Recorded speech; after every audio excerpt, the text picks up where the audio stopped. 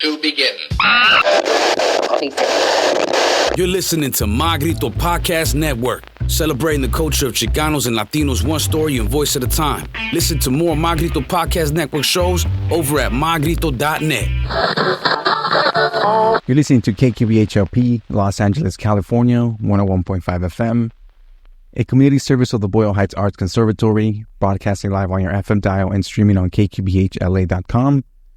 You're listening to The Social Primate with your host, Eri Aguirre. And today I'm joined by none other than Ernesto Vazquez, Evil Illustrations. Mm-hmm. Hey, what's up? How's it going? What's up, Ernesto? Thank you so much for making the time to come out. Yeah, pues gracias. Thank you for inviting me. I really appreciate it. I'm a big fan, and I know we have family that have known each other for years, and we have that connection there, so that's pretty cool. Yeah, no, and it's good to finally be able to sit down with you and have this conversation because, again, for a while, I've been a big fan of your artwork as well. Every time, the last time I stumbled upon you was on Stella Arts Fest last year. Yeah, last year. Yeah, and then I saw some artwork at State Gallery in Downey, I think just a few months ago. Oh, okay. Yeah, I did have some artwork there. I had one piece there, one illustration, right, for their... It's like an elotero, I think, no? Yes, yeah. Frutero. Frutero, yeah. There we go. I've always been a fan of your artwork. And like you mentioned, we've known each other for a couple of years now, even before we kind of started kind of really falling into our path, you can say, Yeah. Mm-hmm. But no, dude, tell me a little bit about yourself. Well, I'm, let me see, a community-based artist, born and raised here in Boyle Heights. Currently, I live in El Sereno. I've been doing artwork pretty much my whole life. Since I was a kid, I knew I always wanted to be an artist or do art in one way or another. And currently I am a student at Cal State Long Beach. I'm getting my BFA there in printmaking, which is something that I've been doing for almost 20 years now. Since 2005, I've learned the art of printmaking, and but I think in 2018 or 19, I decided to my third attempt at higher education, and so I went back to school, community college at PCC, and I was taking different classes there. One of the courses that they had was called, or I guess like a certification that you can get there at Pasadena City College, was called graphics communications, and it incorporated a lot of screen printing and other basic digital graphics, and then also production and how to create graphics, go into t-shirts and things like that. And so I started taking those courses. But my intention wasn't necessarily to get that certification, it wasn't to go to a university. It was to get that certification and just say, all right, cool, I went to school and I got a certification in printmaking and screen printing. But I was kind of in the middle of that course when the pandemic happened in 2020, and then they ended up cutting that course entirely, everything. So I was like, all right, what the heck am I going to do? I have a lot of these credits that are good for transfer. So I thought, all right, let me just go ahead and redirect. And so I shifted my priorities in education and decided to go ahead and go all out so I can get the actual classes that I needed to be able to transfer to a university. And in the years of printmaking, I had learned and heard that at least here and being in LA, that Cal State Long Beach had a really good printmaking program. I knew a lot of other printmakers that came out of there, other educators, professors, and just people that were working in different fields, but they came out of that very specific printmaking program at Cal State Long Beach. So I thought, all right, let me apply to that. So I was able to do that, and I was able to get accepted conditionally at first, and then denied, and then I definitely made the appeal and just kind of I knew I wanted to get in. I'm like, I'm not going to take no for an answer, so I just asked other people that I had worked with for a long time to help out with like writing some letters of support. Like Self-Help Graphics was one of them, and so they helped do that. Even though like with the appeals, they say, oh, you cannot include letters of support, that it just has to be some sort of academic information that will qualify for as evidence that you, for whatever reason, you know, it's crazy, weren't accepted. It's like, okay. So I was able to submit that and other information that they were kind of like reasons why they were trying to deny me, and eventually they did accept me fully, and so now I'm there. Yeah. Dude, no, that's been 20 years at this point, since 2005. Yeah, since 2005. And printmaking wasn't, it wasn't like when I was a kid, I was like, oh, I must be a printmaker. Yeah. You know, it was one of those things that just kind of happened as an artist, and then seeing these workshops. And there was this one studio at the time that was offering workshops in printmaking, and so I decided to go and give it a shot, because as an illustrator, when I came up with the name Eve Illustrations, I was in my early 20s, and so it was something that I thought that would kind of like more identify with the artwork that I was doing, which was a lot of illustrations. And so it's all just like a play on my name, right? Ernesto Vazquez Illustrations. And so I put it all together, and it's Eve Illustrations. And at the time it worked because I was just drawing all kinds of like dark stuff and skulls and death and whatnot. And so my artwork fit that name. style, that name. And so I decided just to keep it, even along the years where a lot of my stuff, my artwork has changed, and it's not just illustrations that I do all kinds of other stuff, but I still decided to just go ahead and keep Illustrations.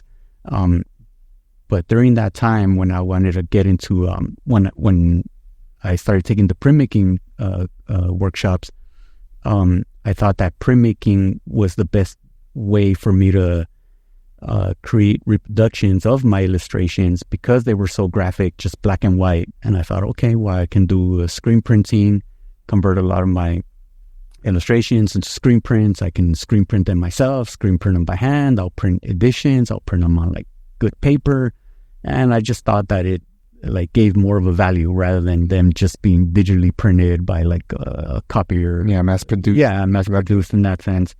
Although that is how I got started. Like I remember mass producing a whole bunch of my illustrations, just like printing hundreds of them or whatever, and then selling them for like $3 or 2 for $5, especially at the first events that I started eventing, which were like a lot of comic book conventions and stuff. And so I thought, okay, well, how can I make these prints a little bit more,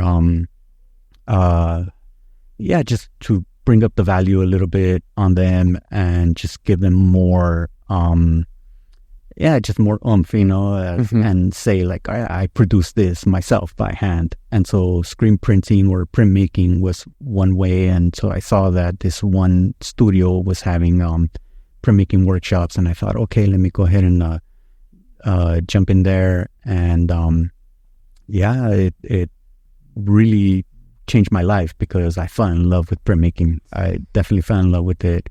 The studio that was offering it was called La Mano Press at the time, and they were in Lincoln Heights. They were right on Main Street. And so I went there and I took 2 different types of workshops. The first one was a screen printing workshop. I fell in love with the process of screen printing. But then the second workshop that I took was a linoleum cutting workshop. And so when I took that class, I also loved it. I just loved all the different hands-on processes of creating the prints and all the different stages that you had to go through in order to create the print. Right. I just fell in love with that. Yeah. And so from there, those were the 2 main types of printmaking that I stuck to, basically screen printing and linoleum or wood block printing, but pretty much linoleum block printing. Yeah, those processes have always tripped me out, because it's multi-step. Like, you know, as an artist, you have a vision, you want to just plop it down and just, you know, kind of like, you know, see it alive. Yeah, and not just that. I still like the reveal part of the printmaking, especially with the relief printmaking, whether it's linoleum or woodblock or like etchings. Etchings is more what's like defined as intaglio printmaking, which is where, because like relief printmaking, like woodcuts and linoleum blocks, you're like carving into the linoleum or into the wood plate, and when you ink the plate, you're inking the surface, and whatever you carved away is the negative space, and so it's basically like a stamp that's transferring over. When you're doing intaglio, kind of like etchings on copper or zinc plates, it's more like you're making the lines that are getting etched into the plate, and you're inking into the plate, and then when you print, the paper is kind of like getting pushed into those little cuts that have been made on the plate, and it's picking up that ink. Mm-hmm. So it's not necessarily the ink that's on the surface; it's more the ink that's inside the cuts, and so that's what intaglio is. And then there's other forms of printmaking that I hadn't been exposed to, mainly because there's no facilities in the East Side that offer that type of printmaking, like the etchings and lithography. There's no lithography presses around here. And so there's very few places where people have access or artists can have access to that type of printmaking. Unless you're going to like a community college or university? Mainly a university, community colleges, not a lot of them have those types of printing presses. They'll have screen printing. They'll have maybe a cylindrical press where you can do relief printing. But the etching and lithography, it depends, because the etching, you would need like a place where you can, because you're dealing with acids, and with the copper and zinc plates, you have to dip them in this acid in order for the acids to etch into the copper plates or the zinc plates. And so you need like, the proper equipment and be able to handle that, and how to dispose of those acids and things like that. So not a lot of places have that. And then the lithography presses are entirely different as well, because you need like these giant, or not giant, but these limestones, and that's where you create the artwork, the lithography artwork, and then you need a whole different press for that. And then those presses are not just expensive, but they're also hard to acquire. And so not a lot of places have that. Even places like Self-Help Graphics, they mainly do screen printing. They have a cylindrical press to do relief prints, but they don't have the equipment to do etchings, or they don't have a lithography press. So for the most part, you would have to look for either university or other private studios that offer that, but you have to, be able to pay for that. Yeah, I mean, it's always kind of been interesting to me how like a lot of us, I mentioned this a lot of times on the show. I grew up in Southeast LA, so sometimes we were very limited to like the arts programming or the accessibility to different programs. That at some point you don't have it around you. You don't even care about it anymore. And you get older and you never go through your whole adult life creating anymore. So like I feel like how many people got robbed of those experiences simply because we didn't have those kind of things accessible. Yeah. Unless you made it, you went out of your own way to kind of put yourself in front of these things, kind of like very much like yourself. But now, from my understanding, you've also at this point kind of turned around and been able to provide work or help through workshops for the youth as well, right? Yeah. So with the arts, in arts education, I started doing different types of workshops like in 2010 or so with different organizations, different just different spaces, and trying different things. I wasn't necessarily doing like printmaking workshops. I was just kind of trying to teach youth what I knew about art, like how to, just very foundational stuff, shading and perspective, a little bit of color theory, things like that. So I was able to teach that out of different nonprofit spaces at the time. So that was pretty cool. And then when I started doing that, I was like, oh, this is really cool. How can I start then having these workshops for the community or for people when they're, they're not part of this nonprofit. And so that's when I was able to start working with different community spaces, different autonomous community spaces like the Eastside Cafe, the Corazón del Pueblo at the time, even places kind of like La Concha at the time, and just doing different things with them, and other community spaces where I was able to start like honing in and teaching different arts workshops. And then Self-Help Graphics was also one of the spaces that allowed me to teach arts workshops, pretty much printmaking workshops. And so I've been working with Self-Help Graphics for many years now, even before I started as what's called, they have their Barrio Mobile Art Studio, and they have different artists that participate in that part of their organization. And they do different types of art workshop, not just printmaking workshops, like paper mache, papel picado, all these different things, but through all these different organizations and different spaces, I was able to, find my passion to teach and to show kids in the community how to make prints and stuff. And so that's one of the things that I've always been drawn to, is like being able to share the knowledge that I have in printmaking or in arts, but primarily printmaking because that's one of my passions. Again, it's really cool because we all go through the process where we start figuring things out, and then we fall in love with things, and then now we want to kind of turn around and help those behind us. Now your art, it starts off with being technical and all this stuff, but the substance of it, the stuff that's always kind of called my attention is just like what the message is that you bring through your art. And I want to know, like, how did you get to that point where you wanted to use your art as a vessel to speak these things, these truths? Let's see. I think it's a trip because I didn't really associate it with my mom at the time, but my mom has been a big influence in a lot of the work that I do regarding social justice and working with the community and doing things, because growing up in the 80s and 90s here in Boyle Heights in the projects, it was pretty crazy. There was a lot of stuff going on, a lot of gang violence and whatnot. And so while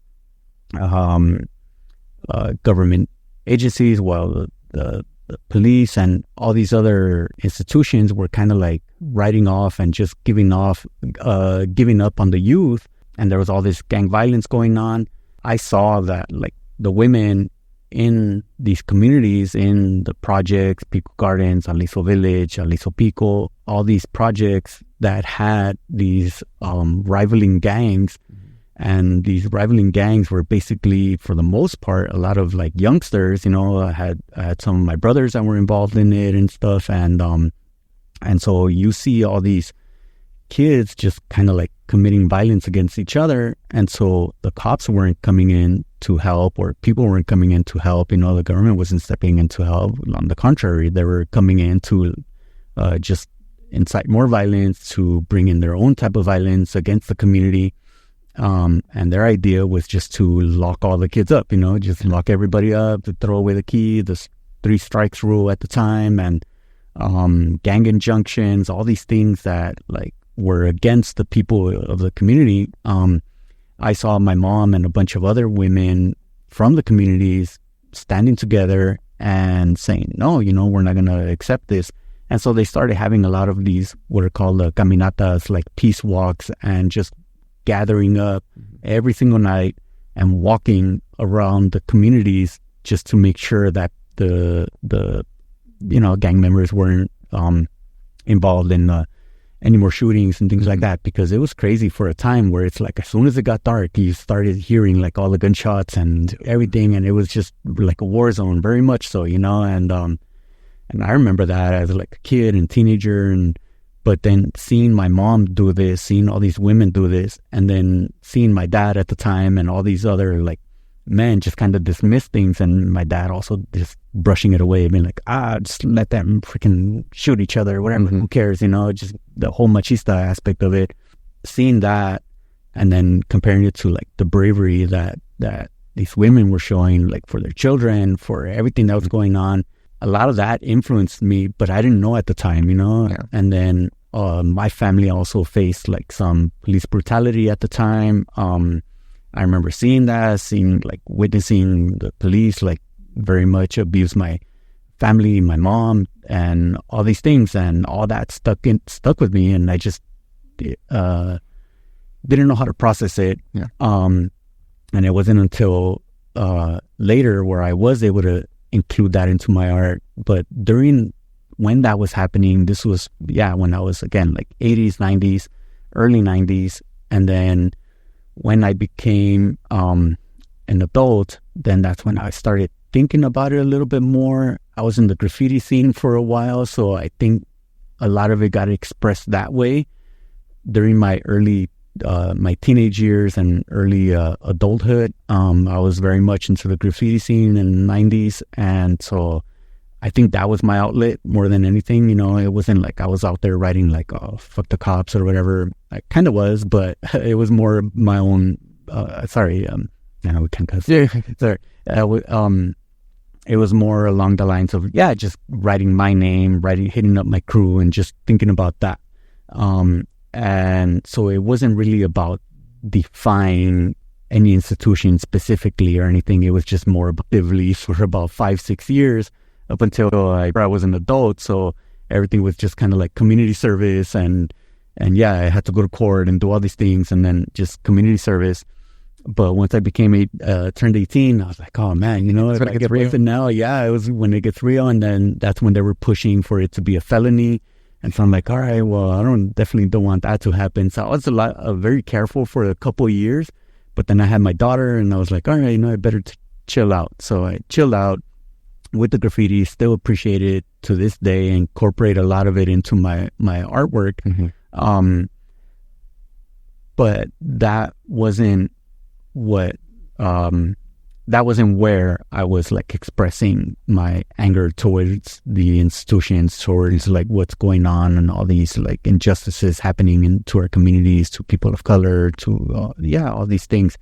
And it wasn't until I want to say like in my mid 20s or so, it was when I was going through this whole just self-reflection, thinking about my own beliefs, thinking about like, all right, what do I believe in as far as like religiously, spirituality, like what's that about? And so I started disconnecting myself from the church, and that was kind of like one of the first criticisms I had was of the Catholic Church, was mainly because I grew up Catholic and everything, and then I started delving more into the history of the Catholic Church and how Catholicism and Christianity was imposed on Native individuals, and just kind of making those connections and seeing, wait, there's something wrong here, or like I don't know about this. And so all of those things started mixing up and just kind of giving me what I ended up using for my artwork at the time, and even to this day, but especially at the time. And I was really, really like critical about the church. Yeah. Now I'm not so much, now it's a little bit more broadened, where I feel comfortable being able to learn about different things, different, these different larger macro type of social issues that happen not just like in our communities but around the world, and learn how they do kind of like come down to a lot of like things that we're dealing with, whether it's like capitalism, whether it's just like all these different environmental injustices, and just all these things that like come down to like, they can narrow down to like what's going on in our community. But then when you look at it in a broader picture, you can definitely see how it's happening also like all over the world. And like, all right, well, then who or what is responsible for it? And most of the time it's like, all right, capitalism, imperialism, all these things that have affected, like, especially communities, indigenous communities and communities of color. And so I think that's kind of like where it started to and going on. But I would mother specifically, I just feel like she's the reason behind a lot of the artwork that I do. But I don't know if she would necessarily approve of a lot of it. You know what I mean? It's like, not Ernesto. Yeah, definitely. But she's been very supportive. She's seen some of my things, especially artwork that has been very critical of the church and stuff. And she's 100% supportive of my work. Yeah, I think it's kind of funny because, like, for a couple of decades, right? Your family, I guess, let's just say your family tree kind of grows up thinking like this is like the customs for stuff, right? Like, my parents were hardcore Catholic at some point too. Mm-hmm. But it wasn't until we got a little older that we started kind of defining it. And that's because I don't know, maybe it was the access to education, access to the information that allowed us to kind of be like, whoa, wait a second, like, this doesn't make sense. Like, why are you guys following this? Like, like you mentioned earlier, this was imposed on the people. Yeah. Like, this is not something that just kind of was a natural belief system for these cultures. And then it takes a couple of decades for somebody to step back and be like, wait, let's change this, Mm-hmm. And again, that's one of the things that I kind of found through your work, where a lot of the time you're representing a part of la cultura, Mm-hmm. There's been a lot of times where I'll go online and I'm trying to I'm curious about where do my parents come from and all this stuff. And you go down these rabbit holes, but then you hit a wall, mm-hmm. and that's it. No more information, And yeah. It's kind of disheartening because you're like, I want to know more, but then you don't even know if, because all this time has passed, so you don't even know if this information is, true, you can say.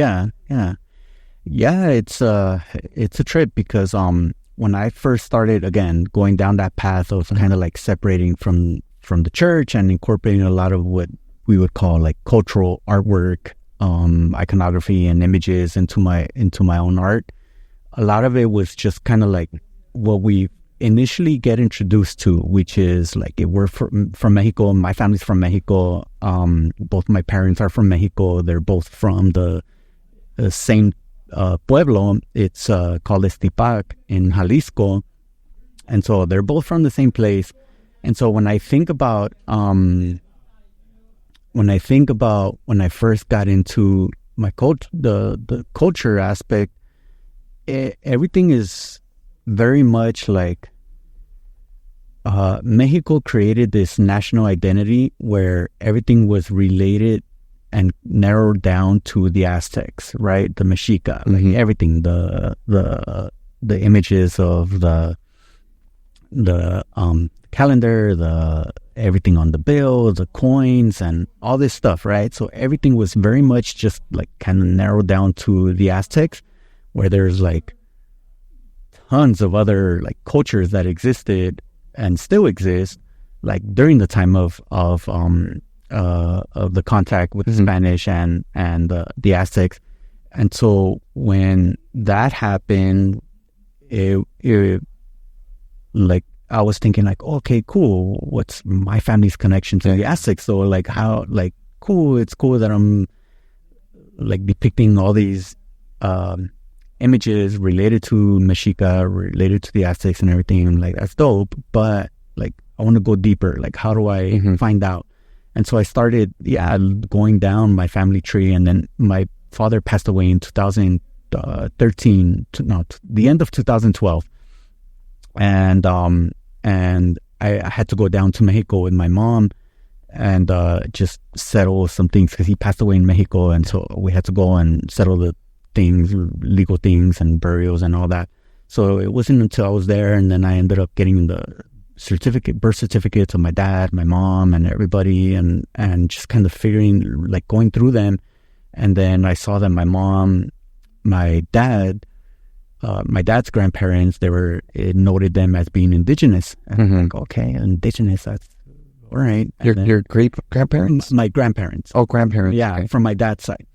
And then from my mom's side, it was noted like, oh, parents, mestizos, you know, I'm like, oh, okay. So they definitely knew like how to categorize people and say, okay, these people are mixed, they're mestizos, these people are still native, indigenous. So they marked them down. And so my grandparents on my dad's side were native, indigenous. And so I was like, all right, but what? It didn't specify one type of natives, one type of indigenous.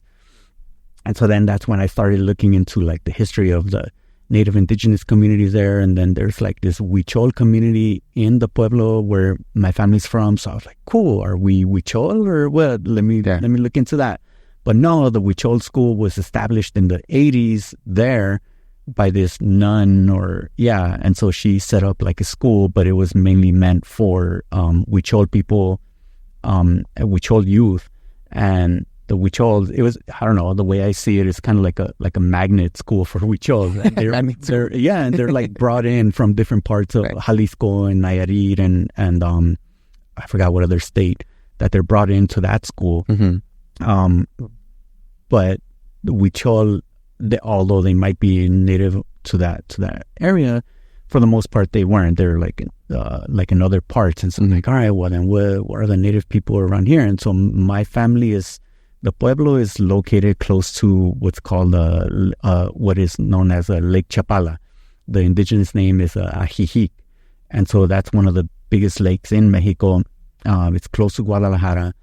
But there was like about 3 different native indigenous communities that would roam around the area. And they weren't necessarily settled in one area, mainly because they moved around due to like the rains and the seasons and stuff. So sometimes they'd be in the highlands, other times in the plainlands where, you know, if it rained, then they'd fish and do all these different things.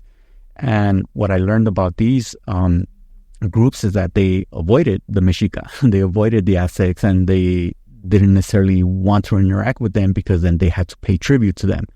And so I was like, all right, so definitely I'm not Mexica, I'm not Aztec, at least, not in that sense. And so I was like, all right, well then how do I connect to that native indigenous identity if like there's no way for me, there's no like, okay, a recognized community of Caxcanes, Cocas, or Texcuanes there. I think close to the lake of Chapala, Ajijic, there is a community that's there.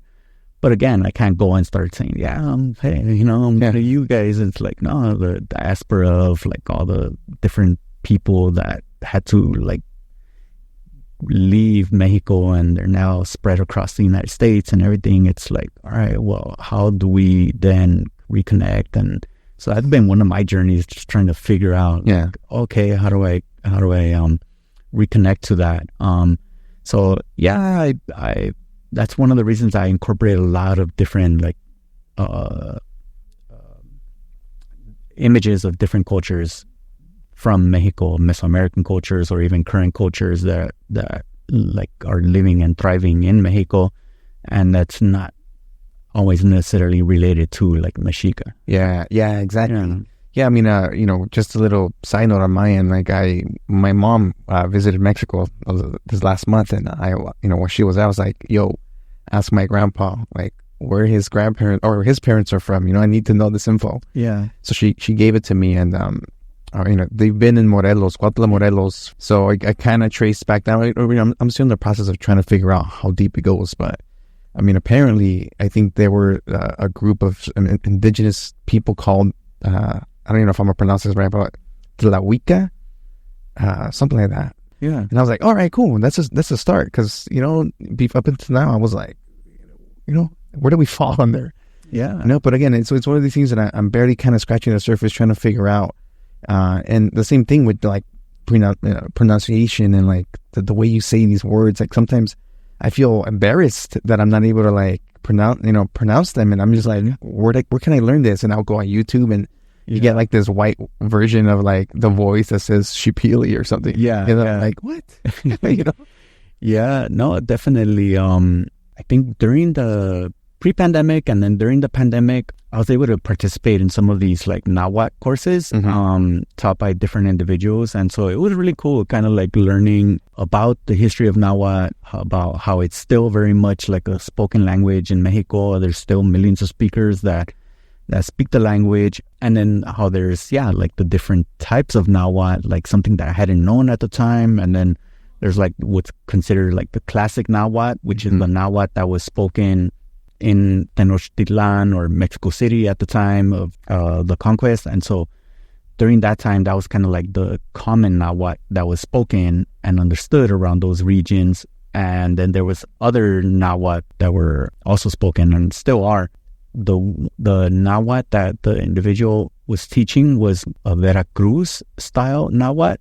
And so it was really cool being able to learn that. But yeah, you do learn the pronunciation a little bit better, and you understand how certain words are structured. We were able to just very, very, very, like, I only took the beginner course. And so I just kind of like learned about, all right, how do you pronounce certain things, and then like giving certain commands and whatnot. And I'm like, all right, cool. But it's super difficult if you're not practicing it all the time, if you're not speaking it with somebody.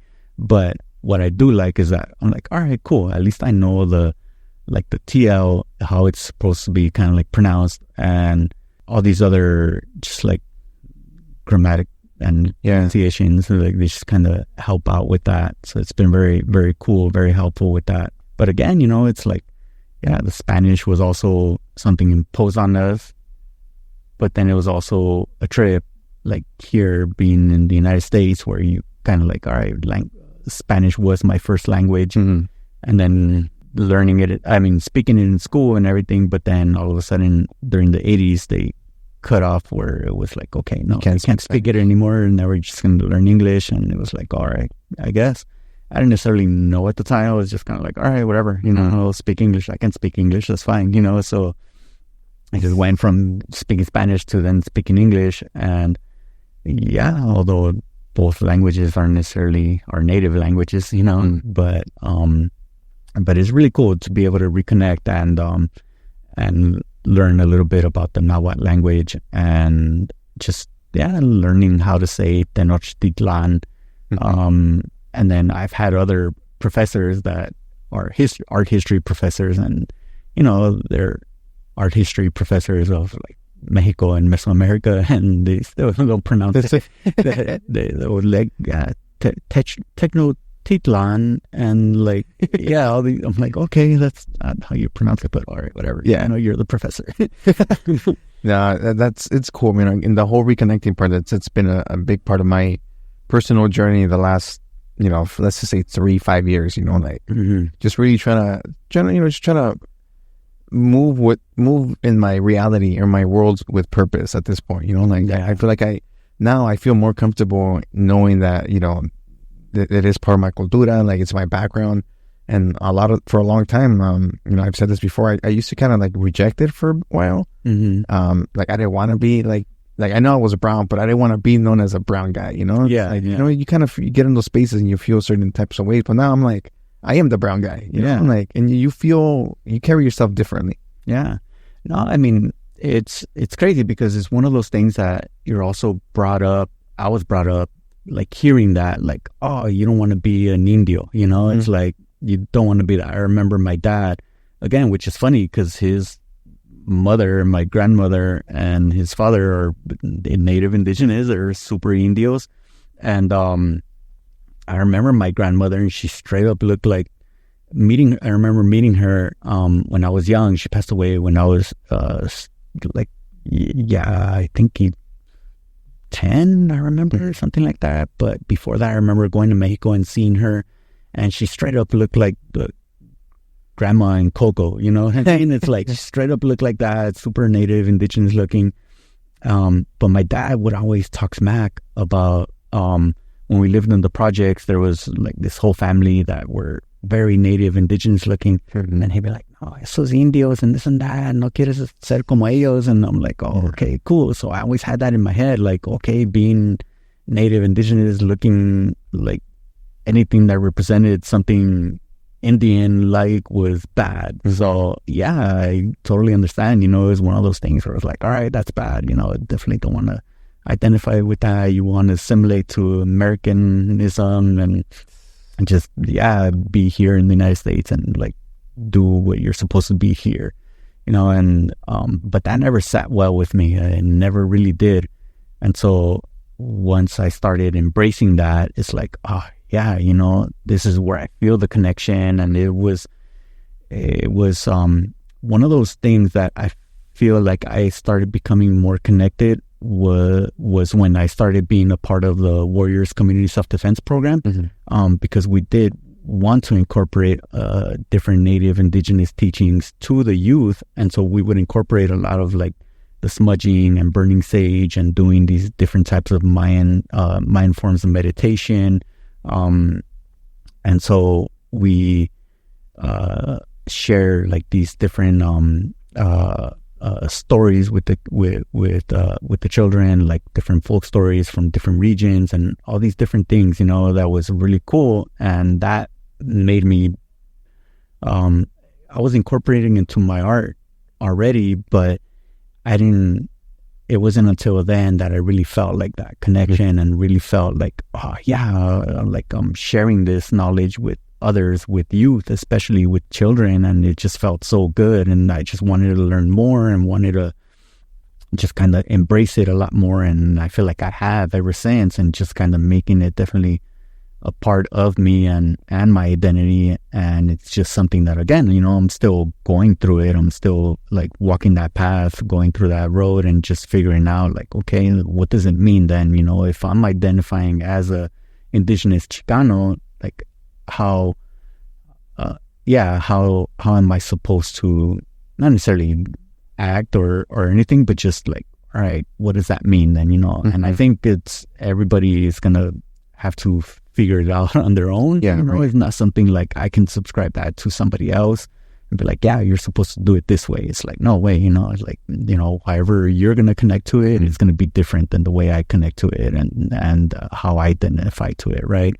But again, one of those things was just learning, not just about the different cultures in Mexico and that, but also learning really about my own family history, the family tree, and being like, okay, well then how far back can I go and how can I connect that to like indigeneity, my own personal indigeneity, and then what was it that my ancestors did then there in Ixtipac, Jalisco, how was it done, and learning about the pueblo and how that pueblo itself was established and like all the different changes it went through from when it first got settled by Spaniards to the way it is now, and all the different Native Indigenous groups that were there that settled in it.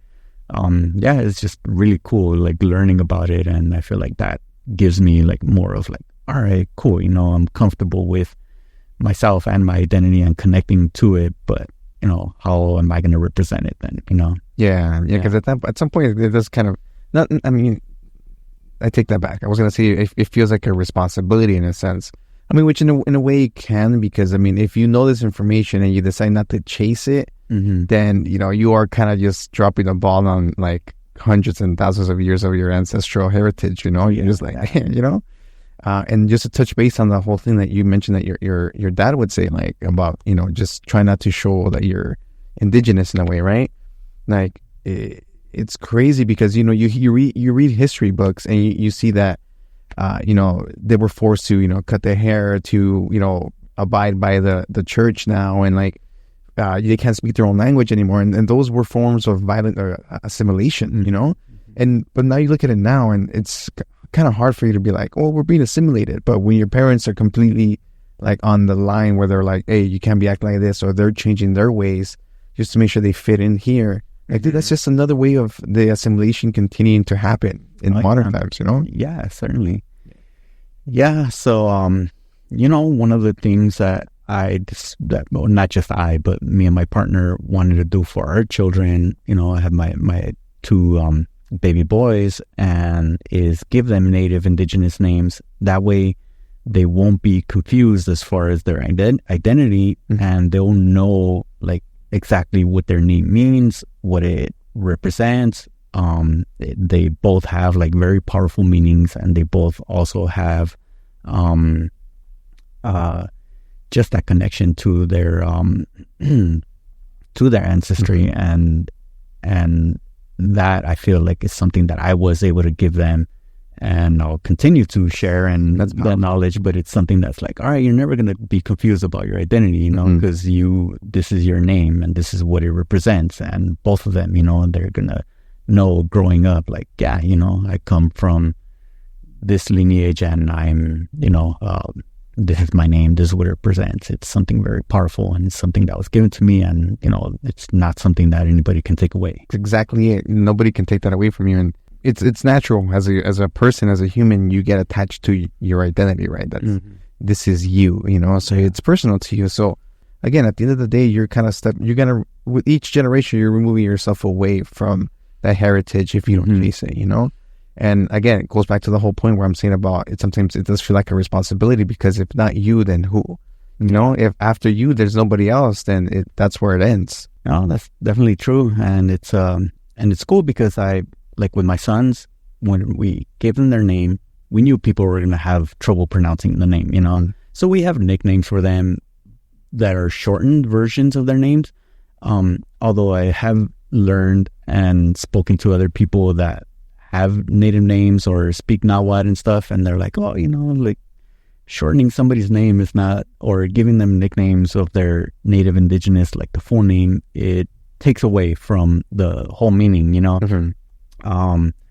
Because like it's supposed to represent something. So if you shorten it, it's like, cool, you know, you're, you know, a family giving a nickname and stuff. But if they kind of identify as that, then it also takes a lot of the meaning away from their name, you know. Like my oldest son, his name is Tepeyolot, and that means heart of the mountain.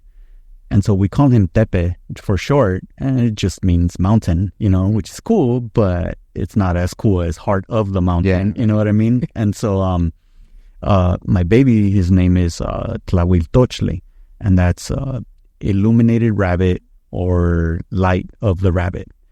And so we call him Tochli or Tochi for short, and Tochli is just a rabbit, you know, which is cool, but it's not an illuminated rabbit, or it's not a light of the rabbit, right? And so, again, you know, we kind of shorten them for family and whatnot, but we do introduce them. Look, you know, my son, who's 3, he can say his name, he can say his son's name, like, you know, have people pronounce your name right, you know, or tell them to call you by your name, you know, because that is your name. And if, you know, people want to give you and show you respect, then they need to start with learning your name and learning how to pronounce your name. You know, they can't be like, I don't know how to say that, I'm going to call you this. And it's like, no, you're going to call me by my name.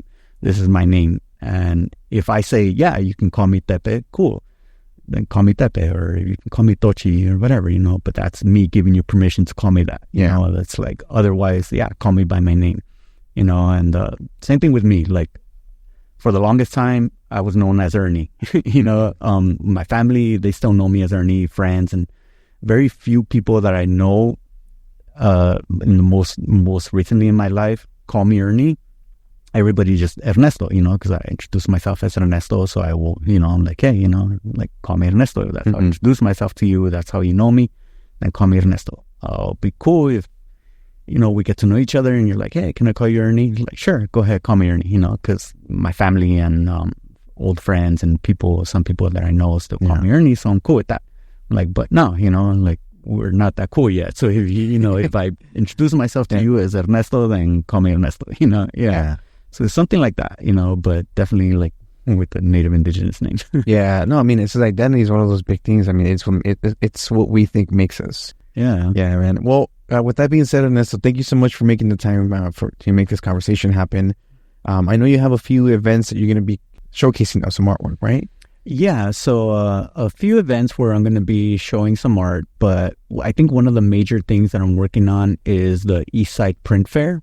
And this is the 4th annual Eastside Print Fair, and it's going to be going on September 7th at the Southgate Museum from 12 to 6 p.m.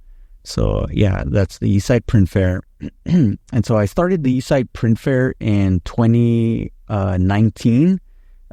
It was pretty small. It was really cool either way, pretty small. I had like about 20 vendors that I invited to participate, and that it was held at the Eastside Cafe in El Sereno, and it was when I was starting to go to school at PCC, and so I wanted to organize an event that showcased printmakers of color, like BIPOC printmakers. And so I did that in 2019. It was really cool. Then the pandemic happened, and so 2020 I didn't have it. 2021 I didn't have it either. 2022 I was working. I was approached by Cali Arte. They were having their residency at Self Up Graphics, and they were like, "Hey, whatever happened to the Eastside Print Fair? Do you want to do it again?" I'm like, "Yeah, I'd be down. You guys want to help out?" And they're like, "Yeah, that's what we want to do. We want to organize an event," and we really liked that event because they were part of the first one. Mm-hmm. And so yeah, through them helping out and collaborating, now they jumped on board, and so we're all part of the Eastside Print Fair team. We were also able to partner up with Self Up Graphics at the time in 2022 and have it there at Self Up Graphics in Boyle Heights. And we did it there. Last year, we had it at ELAC, East LA College, at the Vincent Price Art Museum right outside. And we were able to have about 50 vendors because it was a larger space. So it was really cool. This time around, we're only able to fit about 40 vendors. And we invited a bunch of other printmakers that have been a part of the past few years and some new printmakers as well. But it's all printmakers of color that we invite to come and participate. A lot of them are either student printmakers, novice printmakers, and a lot of like experienced, established printmakers that have been doing it for years. And so I invite them to participate. I organize this, me and Cali Arte now, but we organize this event, and we don't charge the vendors. We make it for free. So we're always looking for venues that will be able to host us for free, and we're trying to find all these things that won't come out of our pocket, but at the same time, we're not necessarily making money off of it, only the day of when we sell our own stuff at the fair. But it's a lot of work, and we end up, I've been doing it since 2019, again, just kind of doing it for free, just putting it together and inviting printmakers to come and be a part of it.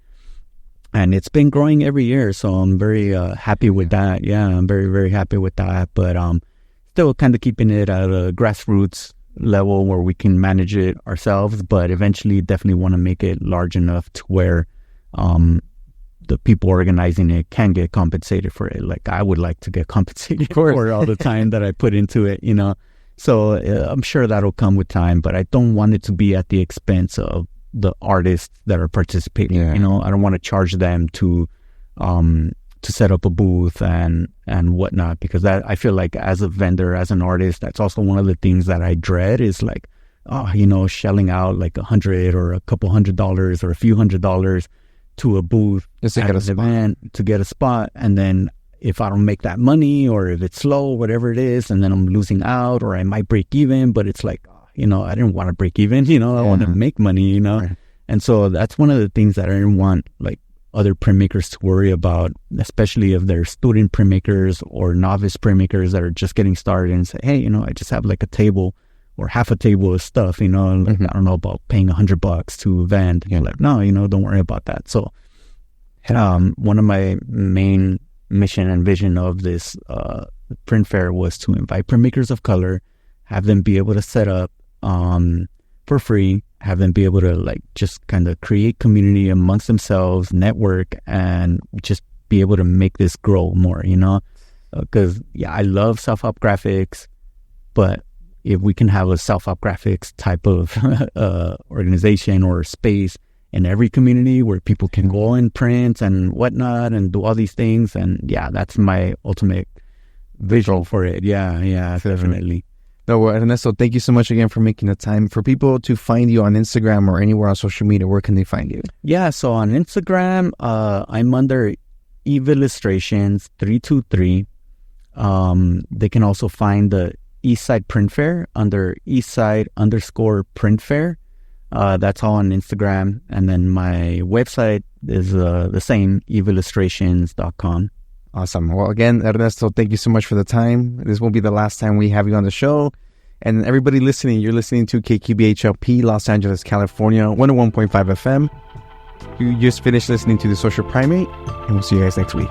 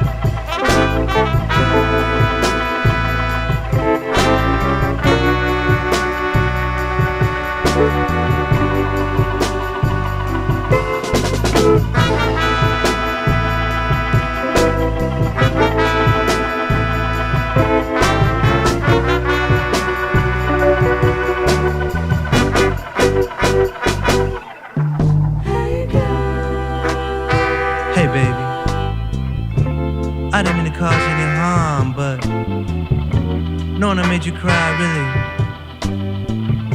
really brings me down. I just want you to know, girl,